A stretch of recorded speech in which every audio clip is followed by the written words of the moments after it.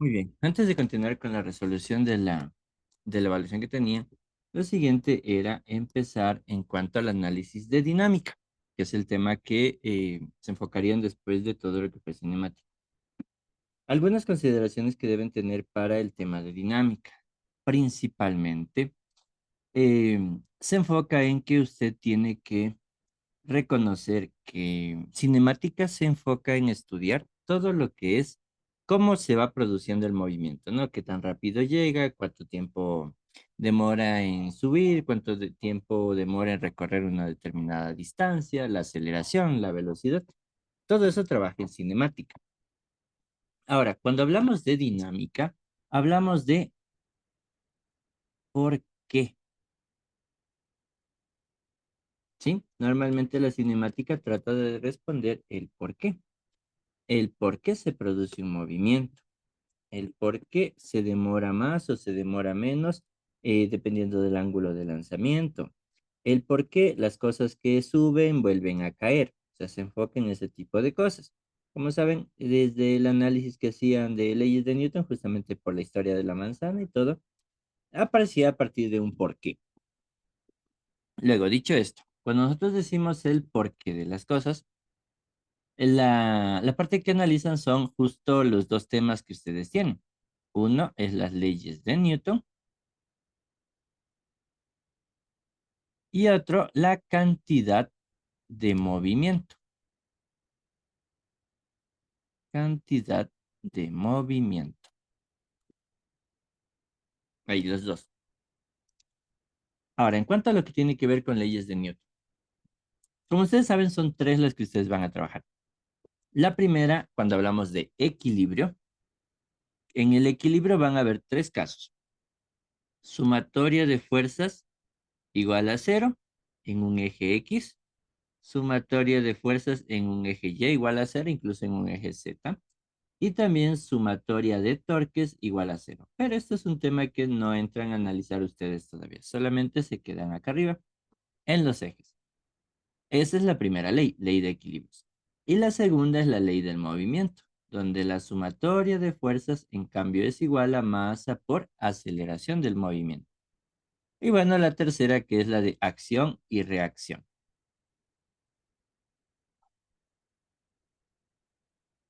Ahora, como ven, tenemos varias leyes y todas analizan una sumatoria de un conjunto de fuerzas, por lo cual antes de aplicar todo lo que es sumatoria de fuerzas, usted tiene que poder reconocer esas fuerzas. Y ahí es donde entra en cambio lo que es el diagrama de cuerpo libre. Un diagrama de cuerpo libre es una gráfica en sí, una gráfica en dos dimensiones, donde usted lo que va a colocar son todos los valores de las fuerzas externas que actúen sobre un cuerpo. Todas las fuerzas, si están jalándolo, ahí hay una fuerza externa. Si lo están empujando, hay una fuerza externa. El peso es una fuerza externa.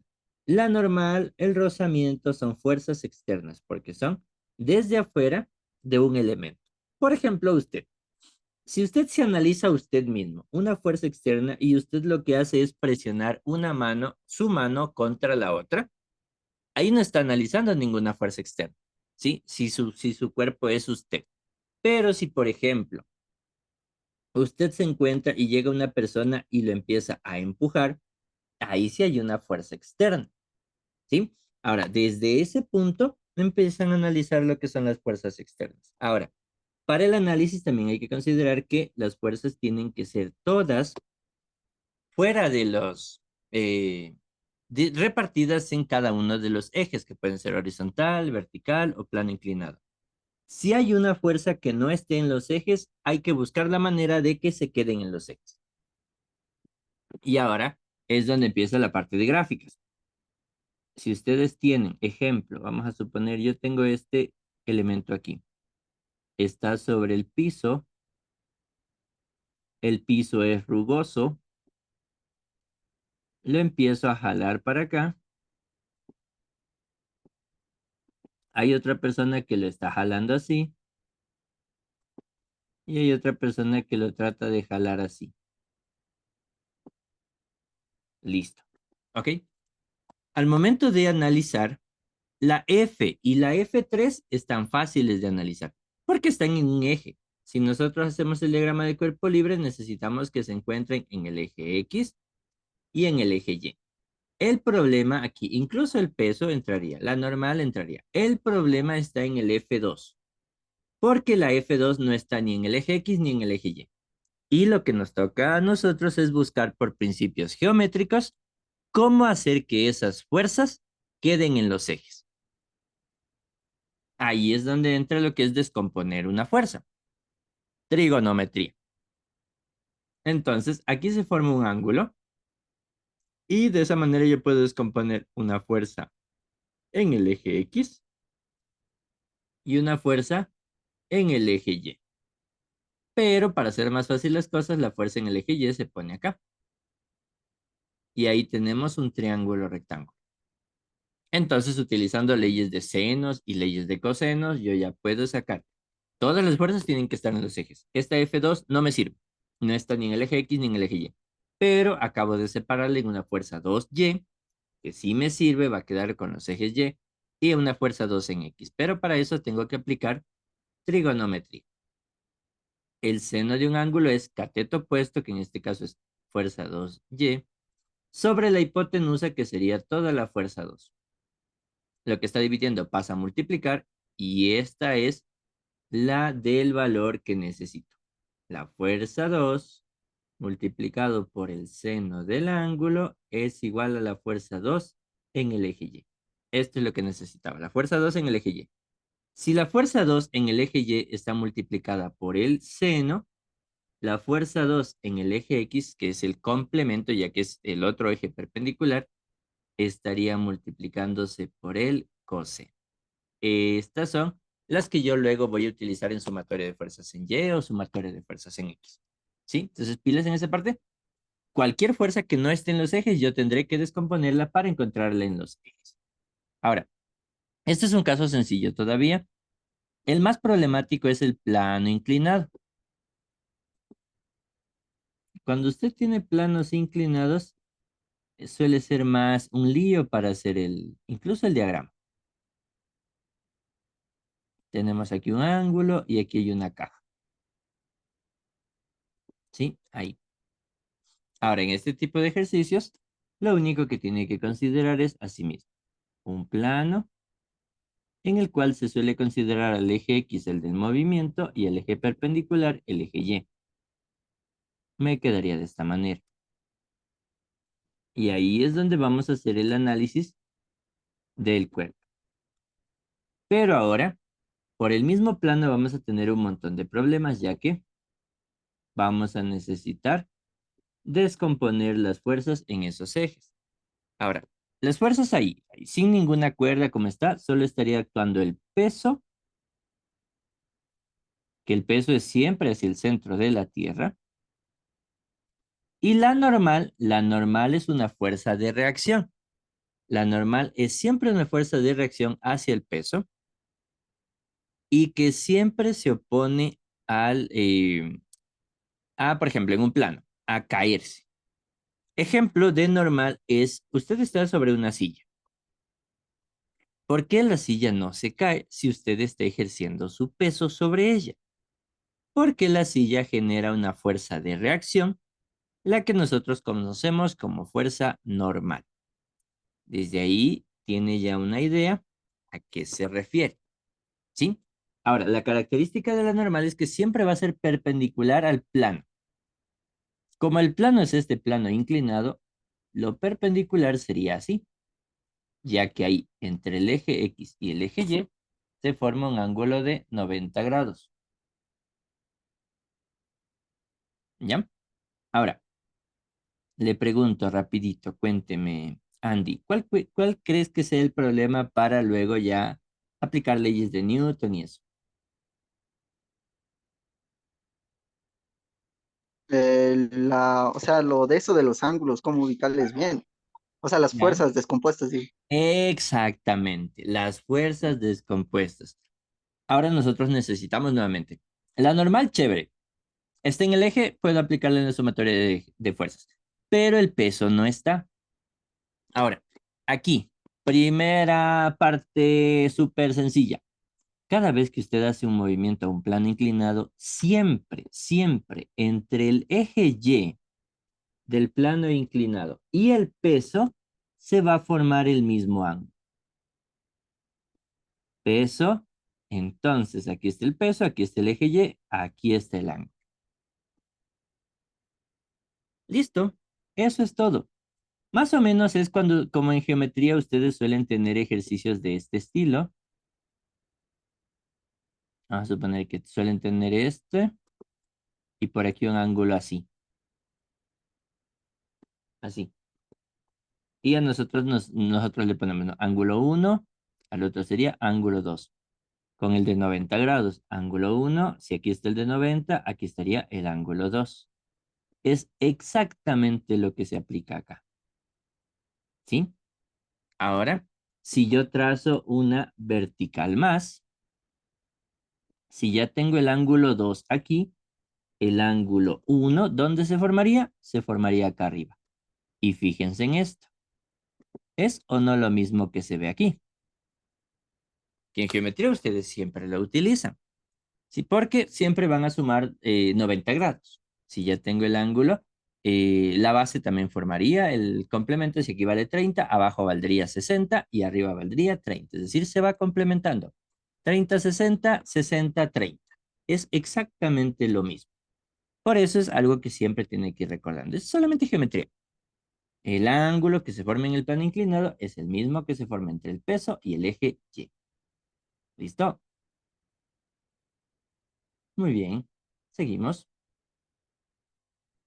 Ahora, ya que tengo dónde está el ángulo, porque esa es la parte importante, saber dónde está el ángulo, puedo aplicar la descomposición, que tienen que ser alrededor del ángulo. Este sería la componente en X, perdón, la componente en Y, ya que está en el eje Y, y la componente en X tiene que ser igual en el eje X o tiene que ser paralela. Y en este caso sería paralela. Listo. Peso en Y, peso en X. Ahí estarían mis dos componentes. Y asimismo, ya que ya tengo las dos, las descompongo. Y tendríamos en este caso sumatoria de fuerzas en el eje Y. Bueno, todavía no. Me olvidé. Las componentes. Utilizo las funciones trigonométricas. Seno del ángulo es igual a cateto opuesto. Fíjense, en el lado opuesto está el peso en X. Peso X. Sobre la hipotenusa, que sería el peso total. Ya que ahí estaría el triángulo rectángulo. Y tenemos cateto adyacente, el peso en Y, el que está junto al ángulo, y cateto opuesto, el peso en X. Listo. Ahora, el peso que está dividiendo pasa a multiplicar. Peso por el seno del ángulo es igual al peso en X. Y como el peso en X está multiplicado por el seno, el peso en Y estaría multiplicado por el coseno. Listo. Y ahí están las dos que vamos a utilizar en las leyes de Newton. La parte importante aquí es que usted pueda descomponer de forma correcta. Preguntas, dudas, curiosidades, inconvenientes. Chicos, no. Listo. Ahora, esto en cuanto a diagramas de cuerpo libre. Luego, en cada una de las partes, siempre usted va a buscar eso, ¿no? ¿Dónde se formaría el ángulo? Simplemente va aplicando geometría. Por ejemplo, si yo le pongo una fuerza aquí, por geometría usted se puede dar cuenta que aquí el eje X y la fuerza que estoy aplicando son paralelas. Así que, ¿dónde iría el ángulo para esa fuerza F que acabo de agregar? Ayúdeme con eso, Carlos. ¿Dónde cree que iría el ángulo? O sea, se traza de F a N y sería el ángulo de NF hasta la punta del vector. O sea, acá arriba. No, no, no, o sea, desde F, o sea, ¿cómo le explico? No, tú simplemente dime dónde. Arriba de O F, sea, abajo de F, derecha, izquierda, ¿dónde o quedaría? sea, justamente a la derecha de F, A la derecha. mm, más pegado a F. ¿Aquí? No, no, no, no, arriba de F, en el otro sentido. ¿Cómo en el centro acá? No, no, o sea, es que no sé cómo explicarlo. Por geometría, ¿son o no son rectas paralelas? ¿Dónde iría Sí, el no, ángulo? sería como ángulos correspondientes. Sí, pero no, pues, ¿para qué? Te vas a tener que extender acá. Eso es lo que me dices. No, Simplemente por paralelas. Si yo tengo dos paralelas y trazo, si el ángulo que se forma aquí, ¿dónde se formará? Se formará acá. Aquí lo mismo. Si se forma un ángulo por paralelas, estaría aquí. ¿Sí? Nada más. No te compliques la vida. Solamente son cosas de geometría, pero tienen que irlas reconociendo también para aplicarlas en física. ¿Listo? Y con esto ahora sí. La fuerza paralela al eje Y sería así. Y la fuerza paralela al eje X sería así. Y ahí tenemos Fx y Fy. La idea es que ustedes puedan formar de manera correcta dónde se encuentra el ángulo. ¿Listo? Vamos ahora. La pregunta que más me hicieron los del curso de acompañamiento. Profe, ¿qué hacemos con dos cajas? A ver, no sé si ustedes también tienen esta duda. Una caja A y una caja B, en las cuales en ambas hay rozamiento, tanto aquí en estos dos como acá abajo. Ahora, estos problemas son variados. Hay un montón de relaciones que usted tiene que considerar. Primero, el principal análisis es, ¿se mueve o no se mueve? ¿Qué creen que trata de hacer la fuerza de rozamiento? Otra forma de decirlo, aparte de decir se opone al movimiento, ¿cuál sería otra? ¿Qué es lo que hace la fuerza de rozamiento? trata de dejar en reposo. Trata de dejar en reposo, sí, trata de que no cambie ese estado de movimiento, ¿no?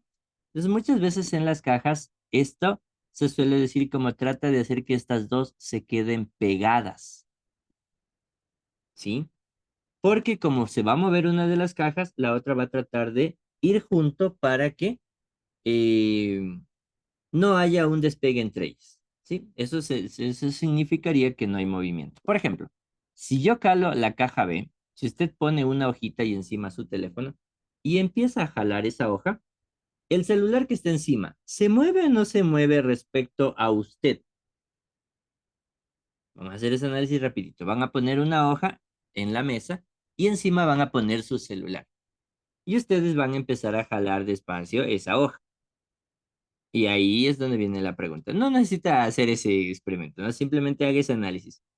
¿Cree que su celular se moverá o no se moverá cuando usted mueve la hoja? ¿Sí o no? El celular en sí no se mueve, ¿verdad? El celular en sí, respecto a usted, sí se mueve. Pero respecto a la hoja, en cambio, ¿se mueve o no se mueve? Como usted está fuera de la hoja, vamos a suponer que usted es esta persona. Aquí está la hoja. Y usted le empieza a jalar. Cuando usted la jala, el celular viene con la hoja, ¿cierto? Entonces usted ve que sí se mueve.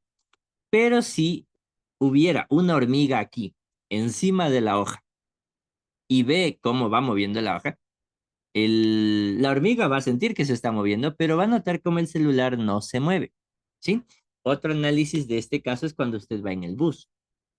Usted va en el bus, sentado en el bus, y ve a una persona que está afuera. Esa persona, como usted lo ve en el bus, va a no notar que usted se está moviendo ya que se está moviendo con el bus.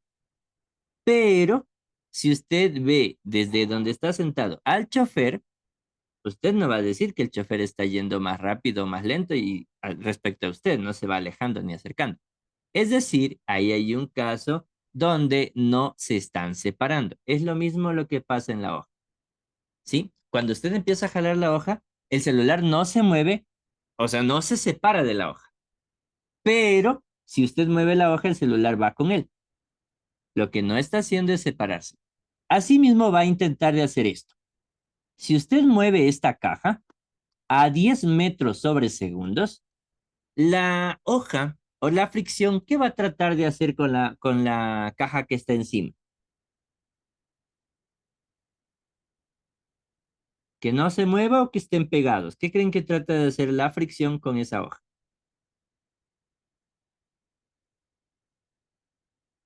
Que se mueva junto al bloque. Que se muevan juntos, ¿cierto? Que no se despeguen. Ok, desde ese punto quiero que hagan su análisis porque, a diferencia de los casos típicos de fuerza de rozamiento, en el suelo no hay ningún problema. Porque en el suelo, como sí se va a mover y el suelo no se mueve, ahí siempre se va a oponer al movimiento. Pero en la caja dependerá de cuál de las dos analizo, si la caja A o la caja B. Entonces, vamos a analizar este caso. Voy a aplicar una fuerza para jalar la caja B.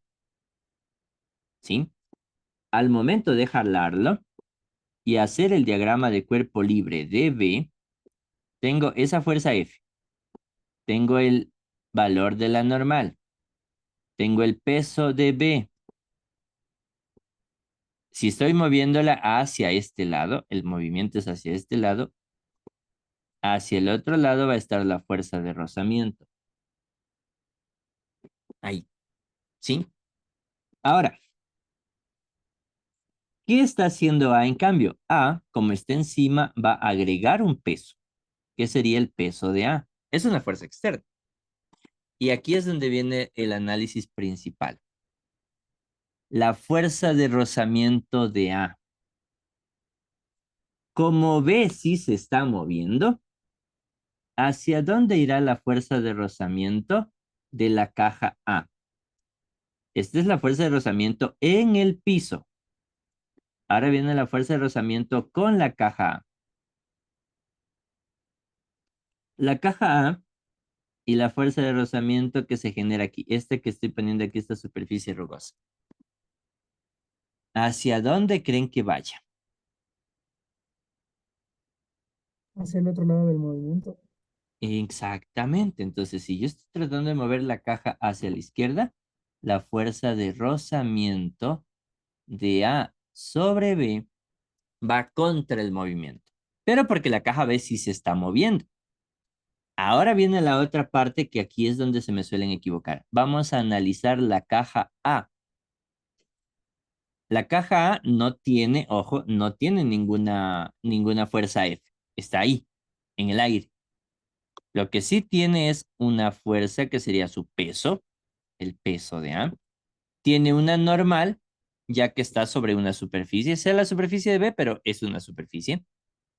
Y nada más de fuerzas en el eje Y. En el eje X hay una sola fuerza que está actuando y es el rozamiento. Pero se acuerdan que se está moviendo hacia la izquierda. La fuerza de rozamiento trata de que no se despeguen. Así que, respecto a la caja, la caja B, respecto a la caja B, la caja A no se debe mover. Y para que no se mueva, ¿hacia dónde tiene que estar aplicando la fuerza de rozamiento de A? Para que sigan pegadas las dos cajas. ¿Hacia dónde tiene que estar la fuerza de rozamiento de A?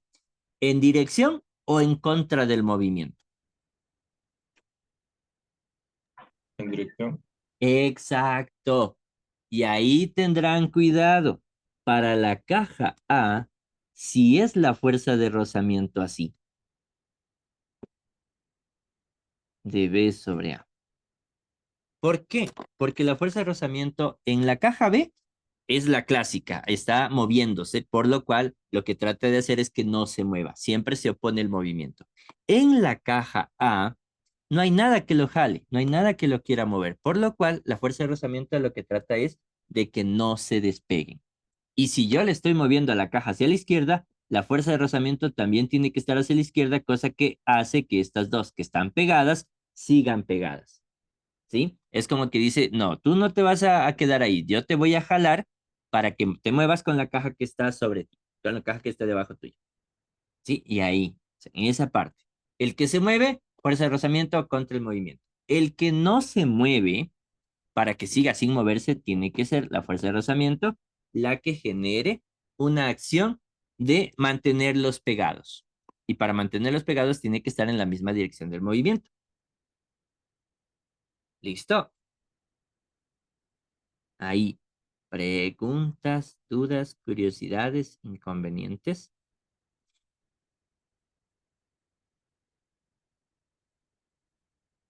Hice una pregunta. O sea, Cuéntame. entonces, ¿por qué en la fuerza de, o sea, creo que es lógico, ¿no? Pero más o menos si es que puedo explicar de una mejor manera. La fuerza de rozamiento que dice cuando que A ejerce sobre B y de B sobre A, ¿por qué cambian de lado? ¿Ya?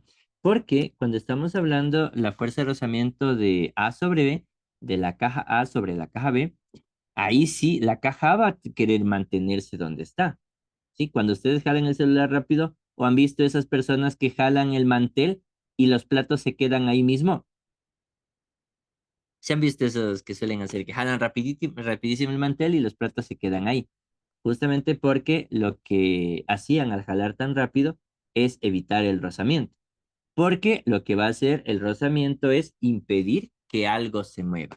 Entonces, como la caja B es la que se está moviendo, ojo, la caja B es la que se mueve, todo lo que esté sobre B y que no sea parte de B va a querer que no se mueva, va a impedir que se mueva. De esa manera, por eso esta B, esta A serían como los vasitos que estarían en el mantel y el mantel sería B. Este es B, este es el mantel. Entonces, a lo que uno jala, trata de evitar la fricción. Entonces, porque la fricción va a hacer que cuando tú jales tu hojita o tu mantel, vas a jalarlos a todos los vasos, ¿sí? Entonces, ¿qué es lo que hace el rozamiento? ¿Por qué los jala? Porque no quiere que se muevan. ¿Cómo hago que no se muevan? Venciendo el rozamiento. Y ese rozamiento se va a oponer a que te muevas, por eso va a estar en esta dirección, contraria a tu movimiento, ¿sí? Pero ese mismo caso, ahora vamos a analizar el vasito que está encima, la copa que está encima. Y la copa, en cambio, trata de quedarse pegada con el mantel. Se trata de moverse con el mantel. ¿Y cómo hago que se mueva con el mantel? Si solo está ahí la fuerza de rozamiento actuando, no hay ninguna cuerda que lo pega al mantel, no están pegados, solo hay una fuerza de rozamiento. Entonces, ¿cómo hago que se mantenga? Jalándole en la misma dirección del movimiento. Por eso son dos análisis por separado. El mantel que se quiere mover y como es el que se va a mover, todo se va a oponer a que se mueva y por eso están en dirección contraria, mientras que los vasos, los platos, las copas que están encima del mantel, que en cambio esos no se quieren despegar del mantel, por lo cual van a ir en su misma dirección. Y ahí es donde, y es la única fuerza que puede actuar, el rozamiento. No sé si ahí quedó un poquito más claro. Sí, Listo. Entonces, por eso siempre se les analiza por separado, ¿no? Ahora, viene un problema muy, muy diferente cuando tienen una fuerza que lo esté jalando. Ahí sí, totalmente análisis hacia lo que lo está jalando, porque ahí sí va a haber un movimiento, ¿sí? Entonces ahí sí la fuerza de rozamiento se va a oponer al movimiento, ¿de acuerdo? ¿Ya? ¿Qué pasa en cambio ahora si yo quiero jalar la caja A? Ahí. Si la estoy moviendo hacia la derecha, la fuerza de rozamiento de A está hacia la izquierda. Y ahora la fuerza de rozamiento de B trata de moverlo con ellos, estaría en esta misma dirección. Pero ¿hacia dónde estaría la fuerza de rozamiento de B y el piso?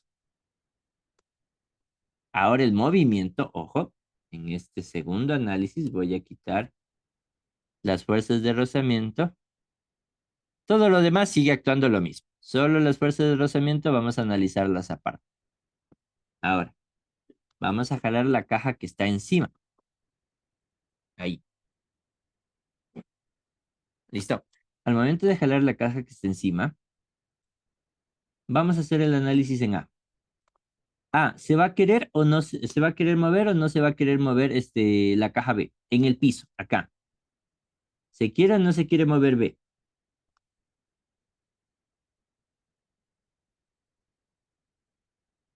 ¿Sí o no?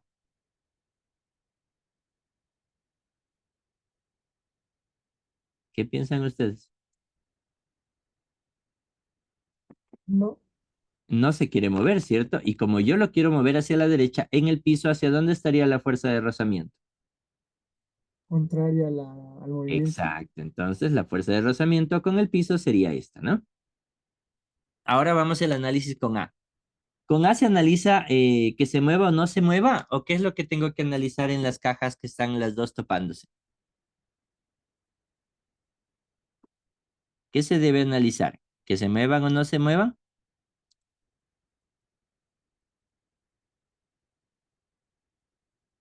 ¿Qué me dicen ustedes?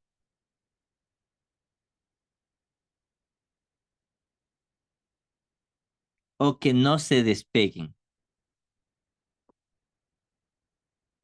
¿Qué creen que hace la fuerza de rozamiento entre A y B?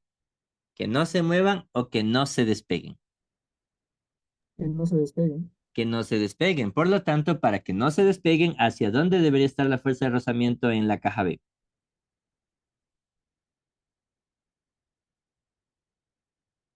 Al lado contrario también.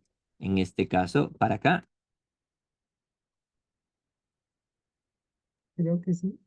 ¿Ya? Entonces, si yo jalo la caja y la fuerza de rozamiento está contraria, ¿va a hacer que no se despeguen o más bien va a hacer que se despeguen?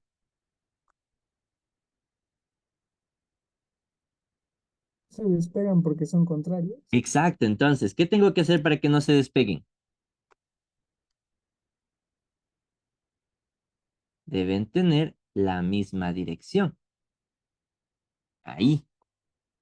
¿Sí? De esa manera no se despegan porque se están jalando entre ellos. ¿Sí? Si estuviera en dirección contraria, más bien se despegaría más rápido. Y la fuerza de rozamiento no hace eso. La fuerza de rozamiento trata de que se queden juntos. ¿Sí? Ahora vamos a analizar en la caja A. En la caja A, en cambio, no se analiza que se despeguen o no, porque la caja A sí la están jalando. La caja A sí tiene este movimiento. Por lo cual, ahí sí la fuerza de rozamiento se enfoca en que no se mueva. Por lo cual, ¿para dónde estará actuando la fuerza de rozamiento en la caja A? ¿Derecha o izquierda?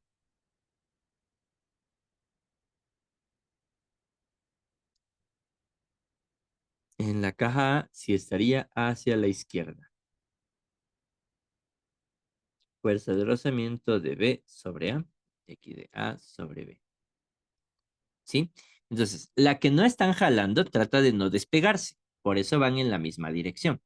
La que están jalando, como se trata de mover, la fuerza de rozamiento trata de que no se mueva. Por eso va en la dirección contraria. ¿Sí? Desde el punto de análisis siempre va a ser quién se mueve y quién se quiere quedar pegado.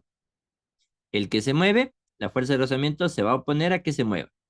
El que está pegado, la fuerza de rozamiento va a querer que no se despegue. ¿Sí? Desde ahí es lo que usted tiene que ir analizando. ¿Ya? ¿Preguntas ahí? Entonces este análisis solo es para cuando se jala solo la caja A. Ujú. Hace un ratito hicimos el análisis cuando se cala solo la caja B. Profe, ¿puede repetir por favor la fuerza de rozamiento cuando está en el cuerpo B? ¿Ya? Está en el cuerpo B, así mismo. Voy a quitar esta fuerza F. Vamos a poner la fuerza F en esta dirección, pongamos. Ahí. ¿Sí? Entonces la dirección va hacia la derecha. Todas las fuerzas están actuando bien. Lo único que va a cambiar son las horizontales, porque esas son las que dependen de hacia dónde se mueve. Ahí. Las fuerzas en vertical están todas bien. Ahora, así mismo. Vamos a analizar B. B lo estoy jalando hacia la derecha, así que es el que se está moviendo. Por lo tanto, las fuerzas de rozamiento, ¿qué van a hacer con B? Como ves el que está moviéndose, ¿cuál es el análisis para B? ¿Qué es lo que hacen las fuerzas de rozamiento? Guaguas, ¿qué me dicen? Opuesto al movimiento. Exactamente. Por lo tanto, en los dos lados, la fuerza de rozamiento sería así. No quieren que se mueva, se pone el movimiento. Ahora, la caja A, en cambio, no hay ninguna fuerza que lo jale, por lo cual ese, en cambio, no se va a querer mover o no se va a querer despegar, ¿sí? Y como la caja B se está moviendo hacia la derecha, ¿hacia dónde tiene que estar la fuerza de rozamiento en la caja A para que no se despegue? Hacia la derecha. También hacia la derecha, exacto. Listo. Y ahí estaría. Esta es la fuerza de rozamiento de A sobre B. Y esta es la fuerza de rozamiento de B sobre A. ¿Y se acabó? Listo. Por eso siempre el análisis es enfocado en la que se está moviendo y la que está pegada. ¿Listo? ¿Preguntas ahí?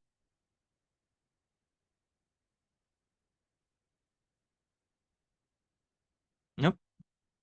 Entonces, ok. Listo.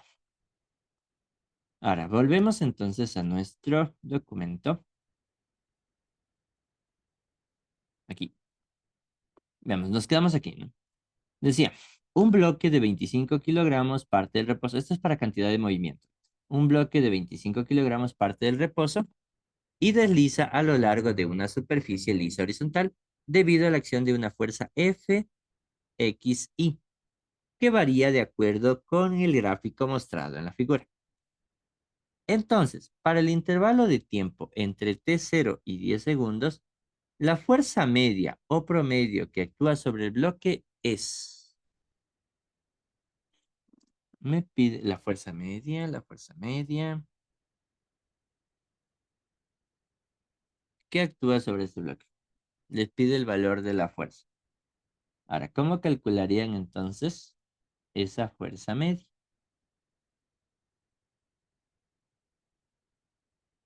A ver, ¿qué me dicen?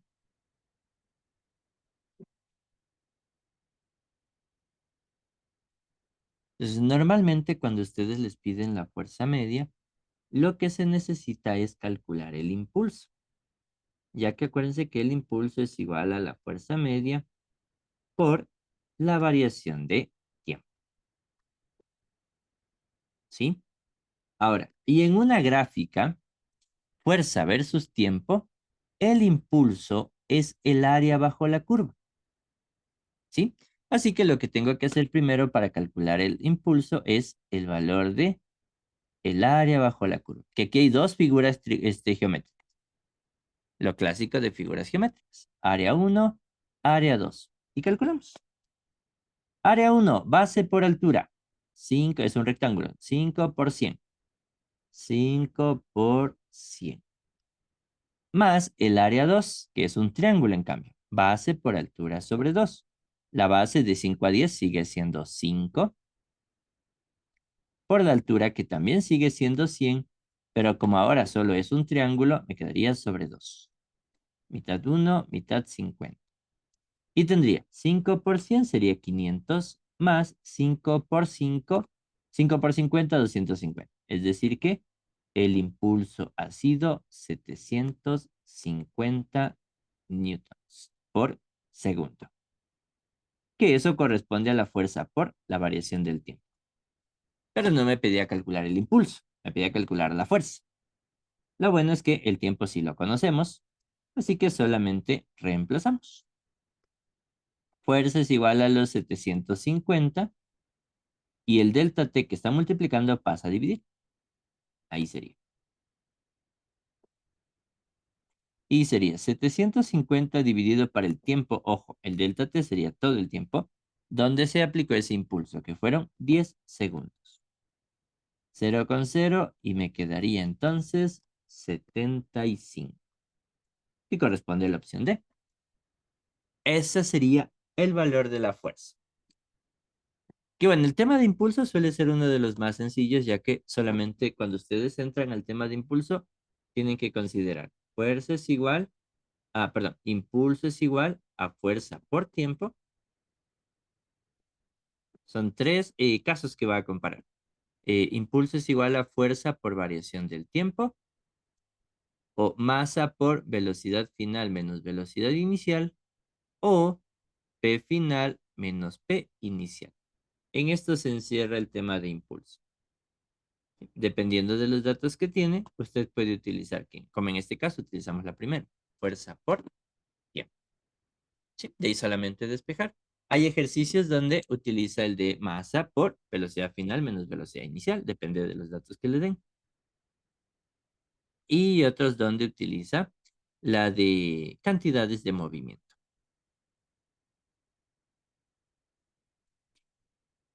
¿Listo? Profe, una consulta. ¿Qué significaba la PF menos PO? Cantidad de movimiento final, la P es cantidad de movimiento. Cantidad de movimiento final menos cantidad de movimiento inicial.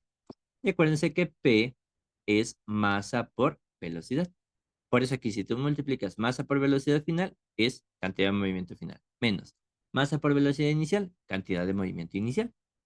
De ahí se sustituye. Oye, gracias. ¿Listo?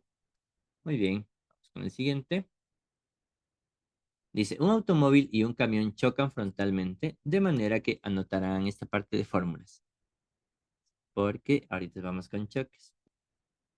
Ya, un automóvil y un camión chocan frontalmente de tal manera que luego del impacto ambos terminan moviéndose juntos.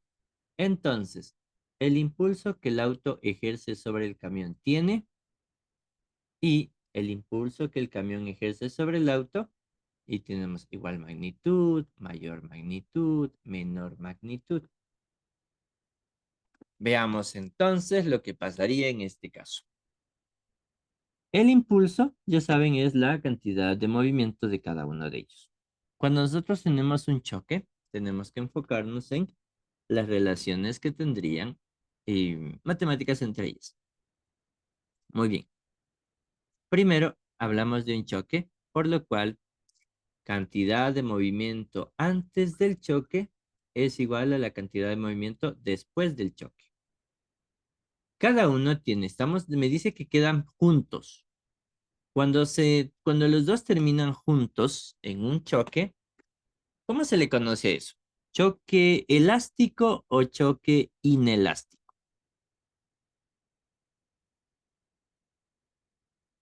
A ver, ¿cómo se le conoce, chicos? Cuando después de chocarse terminan pegados. Inelástico. Es un choque inelástico. Exacto. Y la fórmula me dice que la masa del primer cuerpo antes del choque por la rapidez del bueno, la masa no cambia. La masa del primer cuerpo. Masa 1 por velocidad 1 antes del choque más masa 2 por velocidad 2 antes del choque es igual a la velocidad después del choque por masa 1, velocidad después del choque por masa 1, más la velocidad después del choque por masa 2. Ahí, ¿sí? Listo. Ahí me quedaría.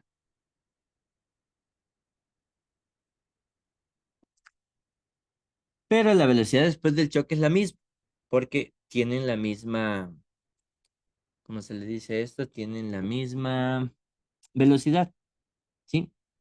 Ahora, ¿qué hacemos? Vamos a calcular el impulso. Y el impulso necesito las fórmulas de antes y después. Así que acá me quedaría. Si despejo, la masa 1 me quedaría, voy a dejarla a la derecha, velocidad masa 1 por, y como la masa 1 antes del choque va, la velocidad 1 antes del choque va a restar, aquí me quedaría velocidad después del choque menos velocidad antes del choque. Lo mismo va a pasar con la masa 2, más la masa 2 por velocidad después del choque, y el otro va menos velocidad 2 antes del choque. Ahí sería. El análisis es en este punto. Tenemos ahí la relación entre ellos. Entonces, un automóvil y un camión chocan frontalmente. de tal manera que luego del impacto ambos terminan moviéndose juntos. Entonces, el impulso que el auto ejerce sobre el camión tiene que el impulso que ejerce el camión sobre el auto. Aquí pueden fijarse. Para que me quede cero, este es el impulso del primero, porque acuérdense, la fórmula de impulso era masa por velocidad final menos velocidad inicial. Y este es el impulso del segundo. Ahora, para que me quede cero, ¿pueden tener igual dirección y dirección, perdón, igual magnitud y dirección contraria? ¿Sí o no?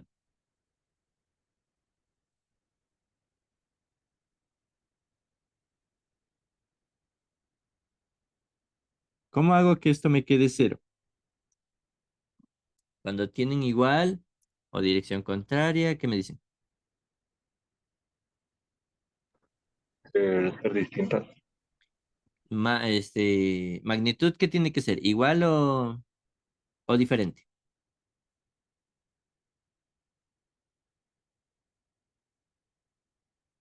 Solamente vean acá. Impulso uno más Igual. impulso 2. Entonces, la magnitud tiene que ser igual, ¿cierto? Y las direcciones, Contrarios. exacto. Si no, no sería cero. Tienen que ser distintas direcciones y la magnitud igual. Es decir, igual magnitud y dirección contraria.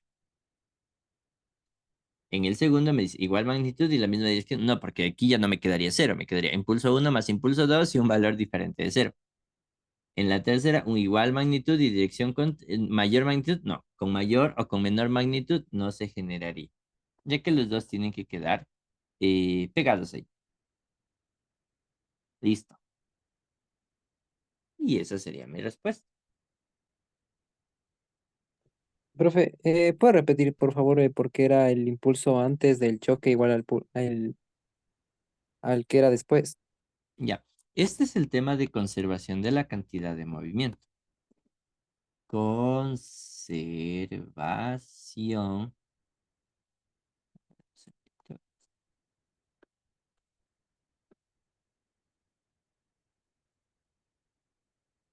Conservación de la cantidad de movimiento. Ahí. Conservación de la cantidad de movimiento. Cuando tú tienes cantidad de movimiento, el cuerpo va a querer seguir manteniendo esa cantidad de movimiento, no lo va a querer perder. Por lo cual, lo que te dice la conservación de la cantidad de movimiento es que la cantidad de movimiento antes del choque es igual a la cantidad de movimiento después del choque. Si hay un solo cuerpo, me quedo solo con un cuerpo. Si hay dos, tendrías cantidad de movimiento. Al momento de generarse un choque, hay dos. Un cuerpo uno, que sería un M1, y un M2. M1 y M2. Aquí están justo antes de chocarse. Después se puede generar el choque y después salen disparados en la misma dirección o en diferentes direcciones. No hay problema. M1, M2. Pero va a haber este choque. Entonces, antes del choque, ¿qué tenemos? Este cuerpo que tiene una masa y tiene una velocidad, por lo cual tiene una cantidad de movimiento. Uno antes de chocarse. Esto es antes. Esto es en el choque y esto es después. ¿Sí? ¿Qué se analiza? La cantidad de movimiento que tiene antes, cómo se está moviendo el primer cuerpo, más la cantidad de movimiento del segundo cuerpo también, antes del choque. Se genera el choque y vienen y luego cantidad de movimiento del cuerpo uno después del choque, más la cantidad de movimiento del cuerpo 2 después del choque. De ahí sale esta fórmula. ¿Sí? Listo. Ahora, porque siempre se analiza justo al instante antes de chocarse y luego el instante después de haberse chocado. Y ahora, les dije que la cantidad de movimiento era masa por rapidez. Por eso aquí cantidad de movimiento uno sería masa uno por rapidez uno antes del choque. Más masa 2 por rapidez 2 antes del choque. Rapidez, perdón. Por rapidez 2 antes del choque. es igual masa 1, rapidez 1 después del choque, más masa 2, rapidez 2 después del choque.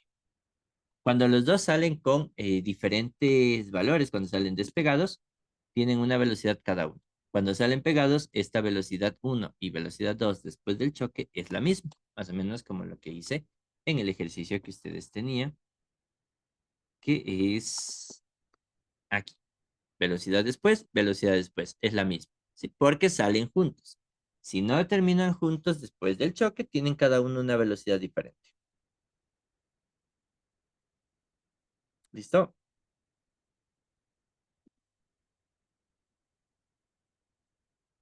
¿Hay preguntas, dudas, curiosidades?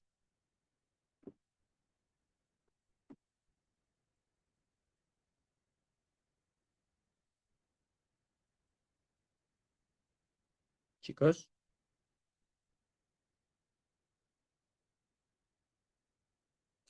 Mm, ¿no? Ok, hasta ahí terminaría la parte teórica. Ahora vamos con la parte de ejercicios. Esto nos dice, una partícula se mueve a lo largo de una circunferencia con un centro en el origen en el plano XY. Al tiempo igual a cero se encuentra en la posición 10J y su radio vector gira en sentido antihorario con una rapidez angular omega igual a pi medios radianes sobre segundos, que aumenta uniformemente a un ritmo de alfa pi cuartos radianes sobre segundos al cuadrado. Determine la posición de la partícula en coordenadas rectangulares para el instante t igual a 2 segundos.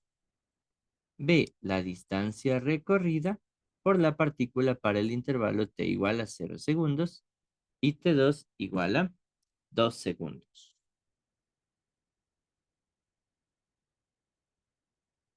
¿Listo? Con esto entonces podemos empezar a reemplazar. Primero me dice que es una partícula que se está moviendo en un movimiento circular.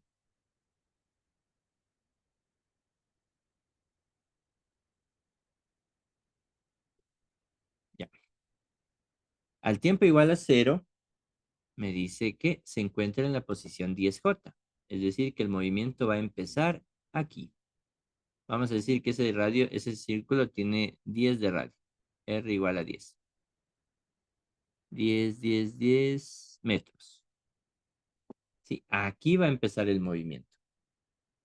Por lo cual, para el movimiento circular les pregunto, ¿cuál es la posición inicial? En grados, ¿cuál sería la posición inicial? ¿Desde dónde siempre se cuenta la posición de un ángulo? Desde el eje X, Desde el eje X positivo, ¿cierto? Entonces, ya está diferente del eje X positivo. ¿Cuánto se ha movido? 90 Entonces empieza en 90 grados. Pero como nosotros trabajamos en radianes, 90 grados, ¿cuánto sería en radianes? y sobre 2. Pi sobre 2, ¿cierto? Pi es 180 grados. 90, que sería la mitad, pi sobre 2. Esta es la posición inicial. Ahora, nosotros también tenemos, aparte de la posición inicial, también tenemos la velocidad angular inicial, la cual también me dice que es pi medios radianes sobre segundos. Y tenemos la aceleración angular inicial, igual a pi cuartos radianes sobre segundos al cuadrado. ¿Sí? Me pide que calcule la posición de la partícula. Para calcular la posición de la partícula, yo primero necesito el ángulo. Les pregunto, en las fórmulas que les di ayer, ¿cuál de las fórmulas les serviría con los datos que tienen ahí para poder calcular?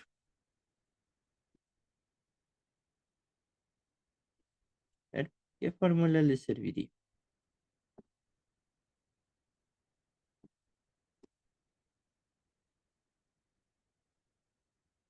Ah, me dice a los 2 segundos, ¿no? Me falta el tiempo igual a 2 segundos. Ahí, busquen una fórmula donde utilicen velocidad inicial, aceleración angular, tiempo para poder saber cuánto se ha movido. Es la que dice variación de desplazamiento igual a velocidad inicial por tiempo más un medio aceleración angular por tiempo al cuadrado. Perfecto, porque ahí tenemos todos los datos y podemos reemplazar. Entonces vamos a calcular el desplazamiento angular. Rapidez angular inicial, pi medios. Por el tiempo, 2 segundos, por 2. Más un medio de aceleración angular, pi cuartos, por el tiempo 2 al cuadrado. Y resolvemos. ¿Cuánto les queda esto?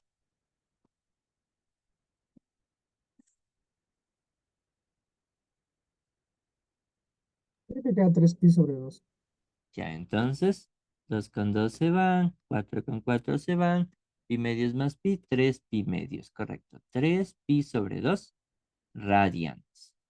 Con esto yo puedo calcular la posición, pero me pide calcular la posición de la partícula. ¿Cuál debo utilizar? ¿Está bien si yo utilizo delta teta? ¿O qué deberé utilizar?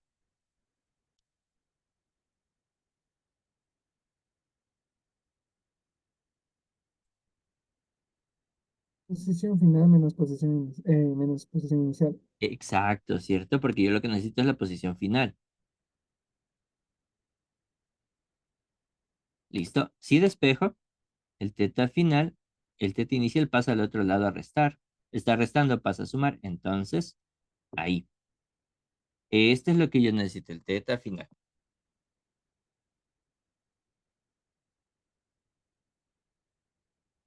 ¿Listo? Ahora, ¿cuánto les queda eso? Calculen.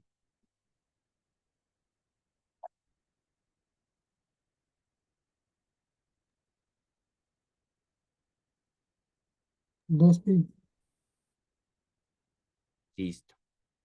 Entonces, teta final es 2pi.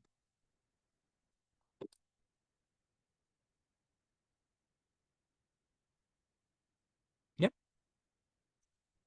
Muy bien. Y con eso entonces teta final es 2pi. ¿Que en grados a cuánto equivale? 360. 360 grados o, ¿qué le puedo poner en lugar de 360 grados?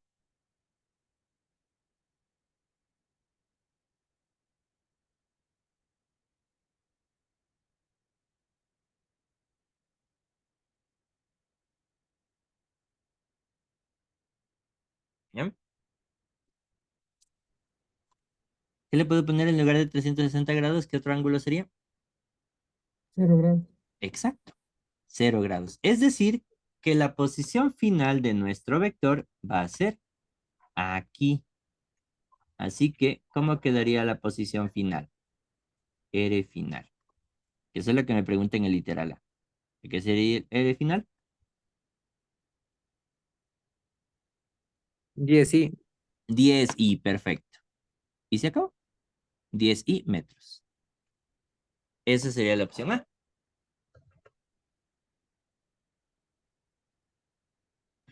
Inge, lo que yo entendí, porque te inicial es 90. ¿Por qué te dice el ejercicio que se encuentra en el punto 10J? Dice, al inicio se encuentra, al tiempo igual a cero, se encuentra en el eje, en el punto 10J, lo que significa que es el vector de color rojo. Y la posición inicial siempre se cuenta desde cero. Sería esto. Esto sería la posición inicial. Porque es J, ¿verdad? Exacto, porque es J. Ya. ¿Listo? Ya, muy bien. Y ya estaría la respuesta del literal A. La respuesta del literal B dice, distancia recorrida por la partícula para el tiempo de 0 a 2 segundos.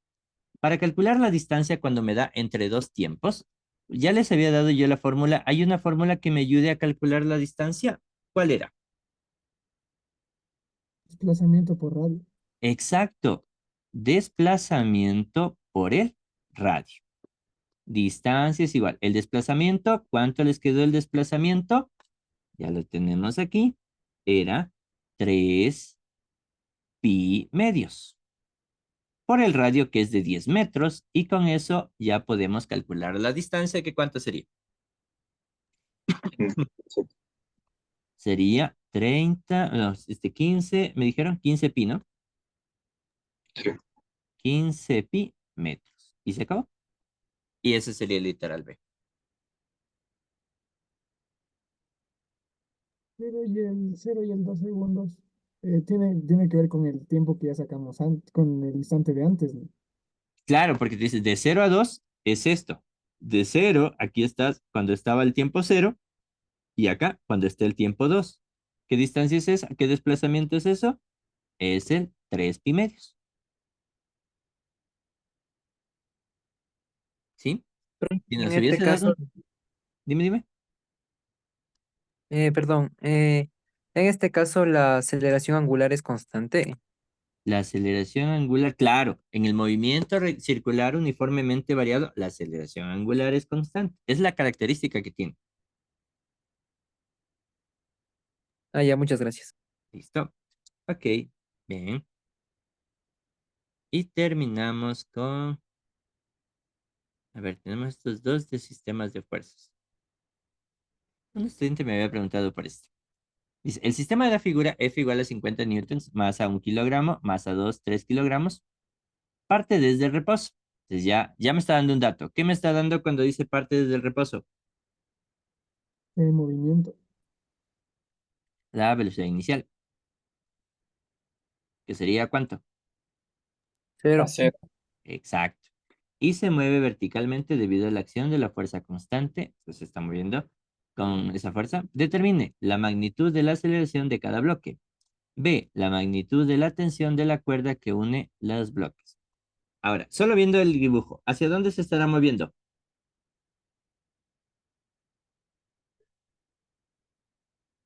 Para arriba, ¿cierto? Entonces el movimiento sería en esta dirección. Porque de eso depende de cómo hagamos nuestra sumatoria de fuerzas. Entonces empezamos. Diagramas de cuerpo libre. Aquí tendríamos dos diagramas de cuerpo libre. El primero sería el de M2.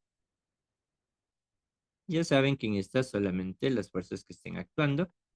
En este caso, tiene el peso de la caja, que sería peso 2, y está sujetado por una cuerda, por lo cual tendríamos la tensión. Tensión ahí. Listo. Y como sabemos que el movimiento es hacia arriba, eso sería todo el diagrama. No necesitamos nada más ahí. El diagrama de cuerpo libre de la caja M1. Asimismo, las fuerzas que están actuando. En este caso tendríamos la fuerza F y hacia abajo estarían dos fuerzas actuando.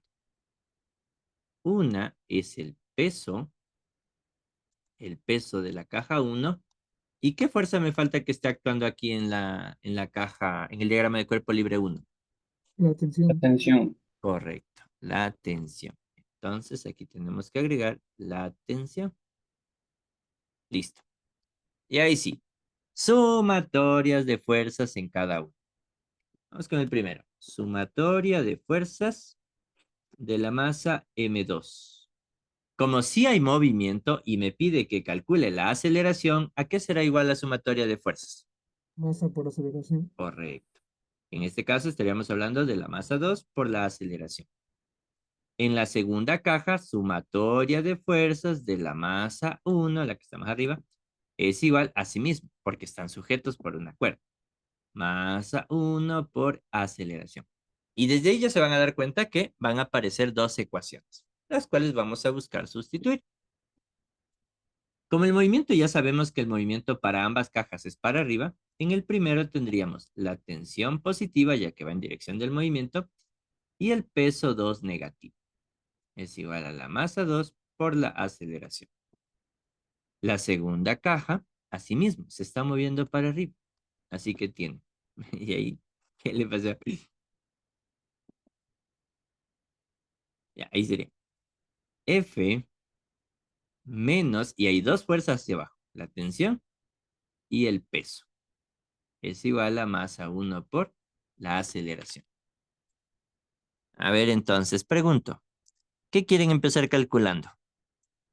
¿Aceleración o masa? Ahí, pregunta rápida. Cuénteme, Carlos.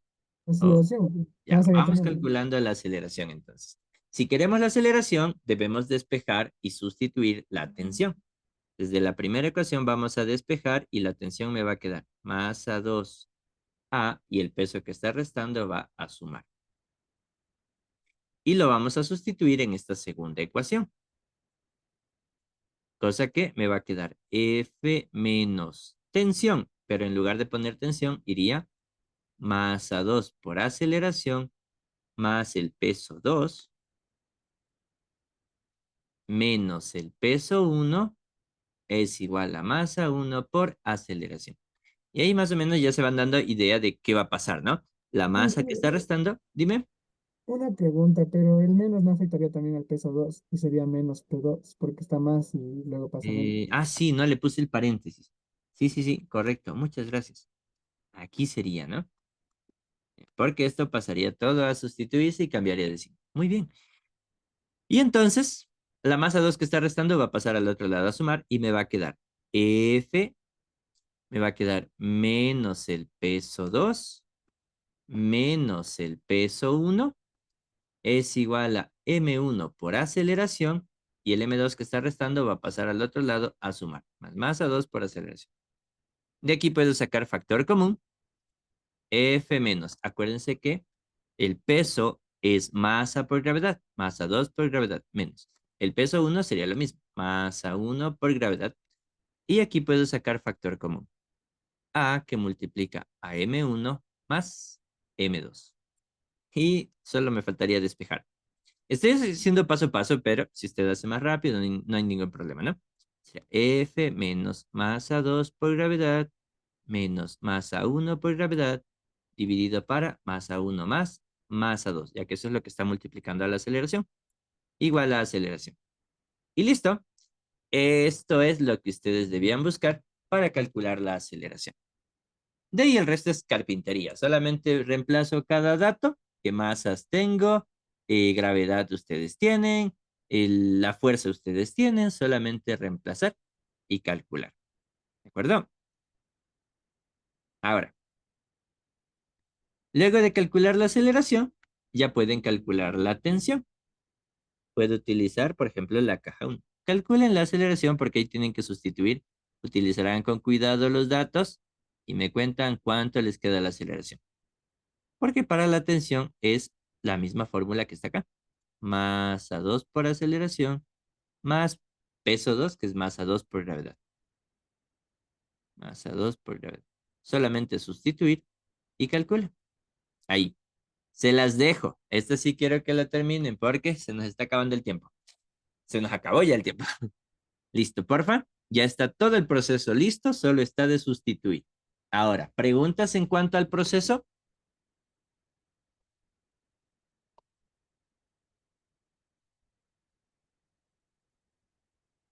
¿Preguntas, dudas, curiosidades?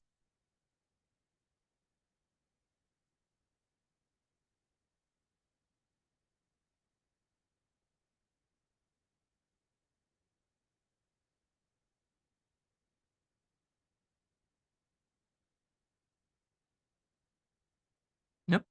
Ya. Entonces, ok. A ver.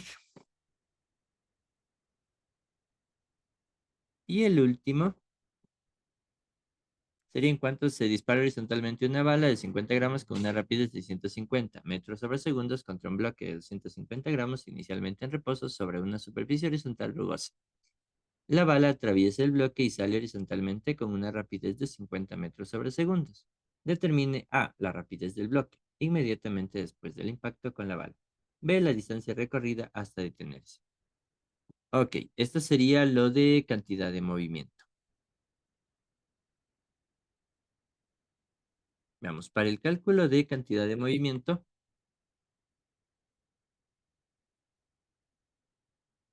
tendríamos que ir buscando cómo reemplazar.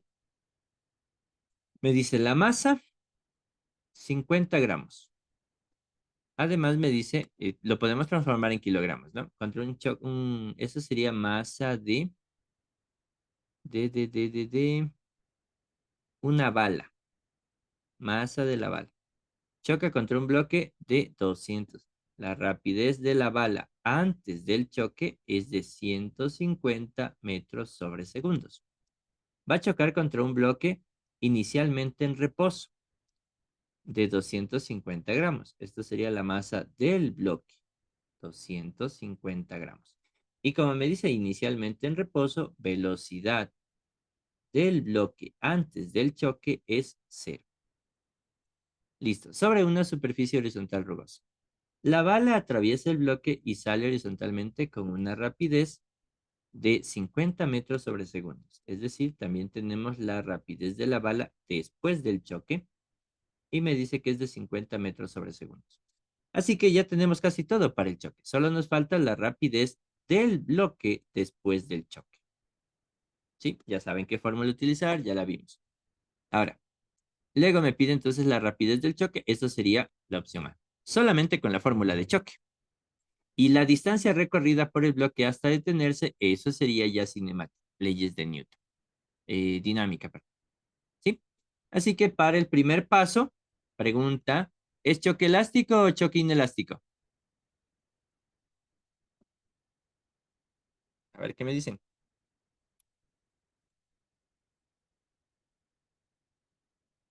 Inelástico. Es un choque elástico en realidad, porque sale con una velocidad diferente. Para que sea inelástico deben quedar juntas, ¿sí? Y aquí me pide la rapidez del bloque. Significa que van a salir con velocidades diferentes. Entonces es un choque elástico.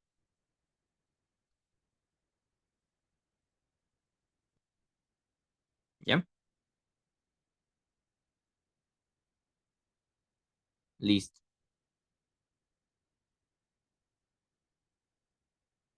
Ok, ahora solamente me faltaría sustituir. Sustituyan, por favor. Ya saben la fórmula, masa del bloque uno, que en este caso sería masa de la bala, por la velocidad de la bala antes del choque. Aquí, por la velocidad de la bala antes del choque, más masa del bloque, por la velocidad del bloque antes del choque, es igual a la masa de la bala por la velocidad de la bala después del choque, más la masa del bloque por la velocidad del bloque después del choque. Ahora, como me dijo que la velocidad del bloque antes del choque es cero, esto se va. Y me pide encontrar este valor que está aquí. Así que solamente vamos a despejar. Masa de la bala por velocidad de la bala antes, menos masa de la bala por velocidad de la bala después, y la masa del bloque que está multiplicando pasa a dividir. Y eso sería la velocidad del bloque después del choque. Ahí se sustituiría.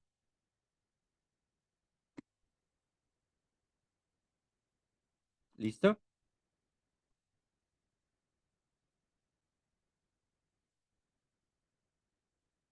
Ahora, con eso ustedes sacan la velocidad de la bala. Luego, ¿cómo sacamos la distancia recorrida? Lo único que tengo es que la rapidez inicial del bloque es cero.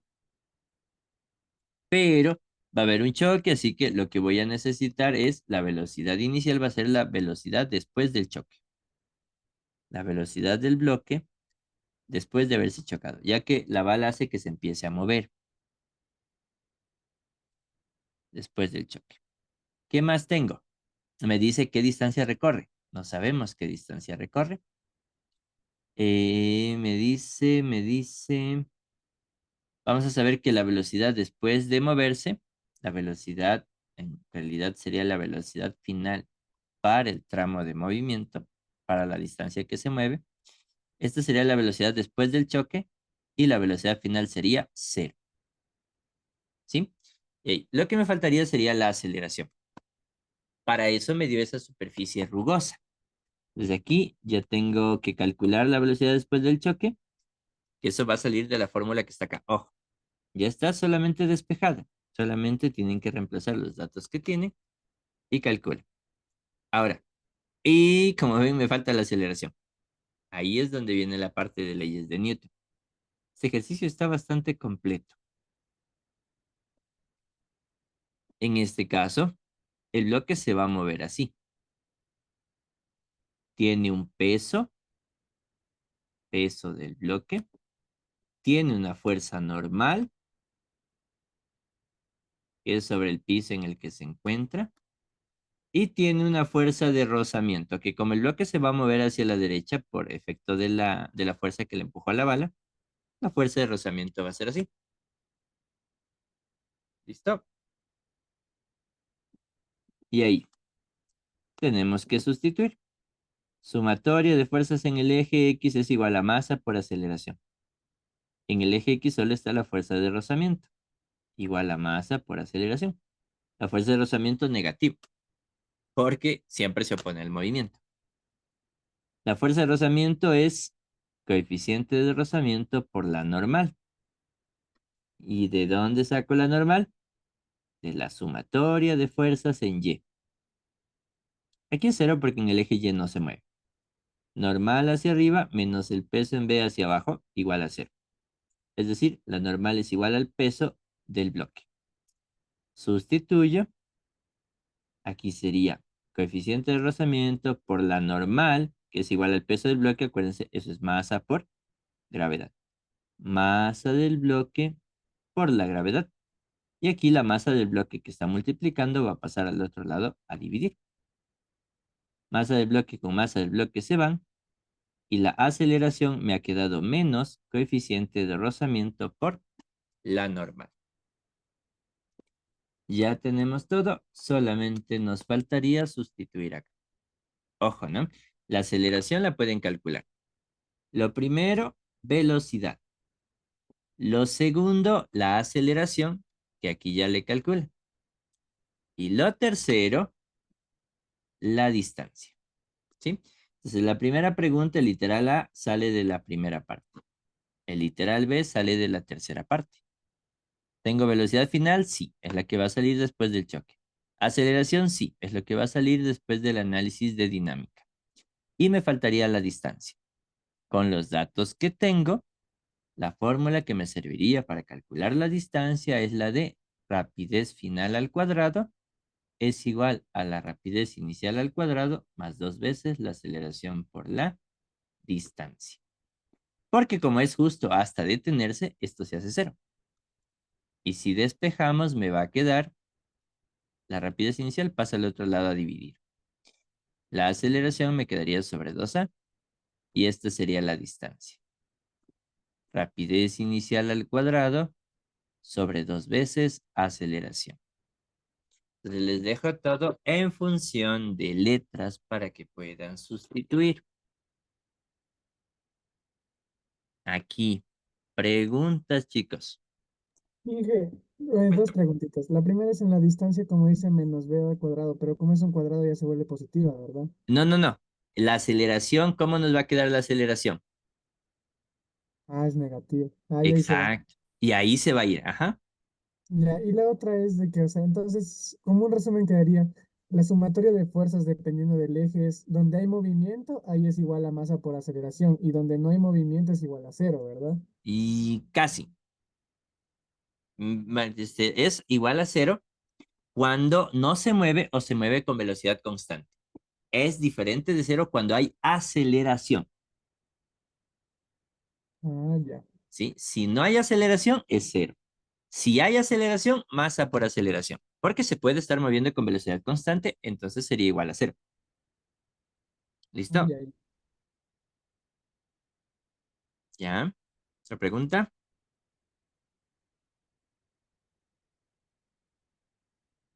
¿Dudas, curiosidades? ¿No? Ok, listo. Entonces, hasta aquí nos vamos a quedar, chicos. Eso sería.